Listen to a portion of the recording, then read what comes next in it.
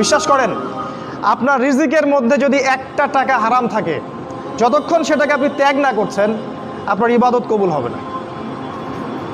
কোনো ক্ষমতা নাই এই হাদিসটাকে উল্টায় দেওয়ার।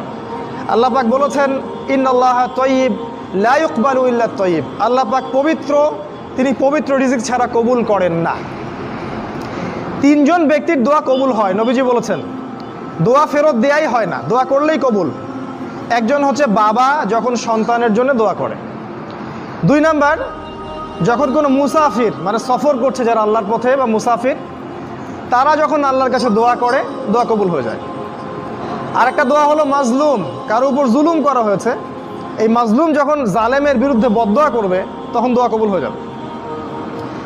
এই মুসাফিরের দোয়া কবুল হয়। একজন মুসাফির হাত তুলে আল্লাহকে বলছিল, আল্লাহ আমাকে এইটা দাও, আল্লাহ আমাকে ওইটা দাও। আর আমাদের নবীজি দেখে বললেন যে মুসাফিরের দোয়া কবুল হয়, কিন্তু এই ব্যক্তির দোয়া কেমন করে কবুল হবে যার খাবার হারাম, পানীয় হারাম, পোশাক হারাম, সবই হারাম। মানে রিজিক হালাল না হওয়া পর্যন্ত ইবাদত কবুল হবে না। তাই যাবতীয় সুদ, যাবতীয় ঘুষ, এই যে হারাম রিজিক, হারাম পণ্যের ব্যবসা, এগুলো থেকে তওবা না করা পর্যন্ত ইবাদত তো কবুল হবেই না, আপনি ইবাদতের স্বাদ পাবেন না। এই যে নামাজ পড়েন, রোজা রাখেন, অনেক কিছু করেন, হজ করেন, স্বাদ পান না, আত্মতৃপ্তি পান না। এর কারণ হারাম রিজিক। আর নবীজি বলেছেন, শেষ জামানার অন্যতম নিদর্শন হচ্ছে মানুষ হালাল হারামের কোনো পরোয়া করবে না, যেভাবে পারে সেভাবে টাকা উপার্জন করবে।